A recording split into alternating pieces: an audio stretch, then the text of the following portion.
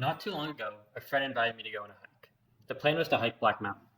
You may have heard of it, and you have definitely seen it, as from anywhere in Los Altos, you can see it. It is identifiable by the radio towers. This is a hike we have done before, so we do have a sense of, how long it should take.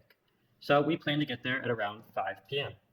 He picks me up, and we drive up Moody to the trailhead. The parking lot is full except for one spot where somebody is backing out. We take that spot before anybody else does. And then we start our ascend up the mountain. The first section of the hike is almost as steep as a hill can get, but the section only lasts for a mile. And after that mile, it got flat for a bit. It was a nice break from what was exhausting. As we got started again, making our way up the mountain, we noticed this beetle. And for a while, the hike was uneventful. We stopped occasionally to admire the view and try and spot our houses or places we recognize from different vantage points. And you could see the whole bay. So large landmarks where we could easily spot, such as bridges or Stanford University. And as you get closer to the top, you will eventually encounter the first of two electric towers. And after doing the hike once before, you know how close each one is to the top. We passed the first one and later the second one, each time noticing that we were getting closer to the top.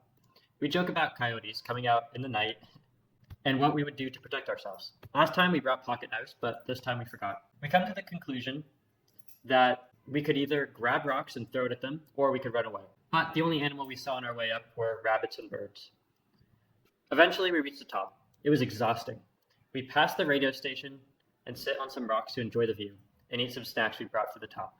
We enjoy the view, as you can see the bay on one side, and on the other side, the mountains descending into the ocean. We also look at the sun setting, but realize what this means. It means it's going to get dark soon, and we did not prepare for that. We have no flashlights besides our phones that are almost dead, and a 5-mile hike down in the forest, meaning any light that is left is going to be blocked by the thick trees.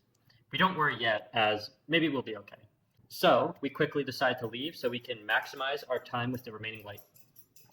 And just as we start to leave, we see a coyote, but it's walking away from us and doesn't seem interested, so we don't panic. But as we hike down, our jokes earlier about what to do if we saw a coyote become more real.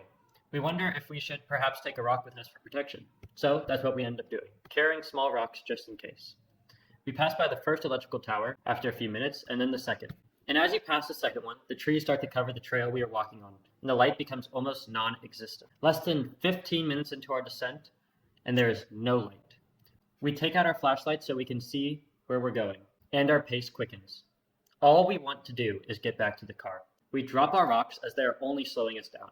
We start to run as we want to get back as soon as possible. We pass by every landmark we passed on the way up and every vantage point of the bay. You can see the lights of the cars on the road and the lights of the buildings. My friend leads us as we go down, and he trips and falls on a tree root because even with our phone flashlights, it's hard to see. I help him up, and he is okay, so we continue. We turn off our flashlights just for fun to see what it looks like without them, and it is pitch black. You can see absolutely nothing. Eventually, we make it to the car. We are the last one left in the parking lot, unsurprisingly. We get in, and we are happy that we made it back safe, and we make our way back to our houses.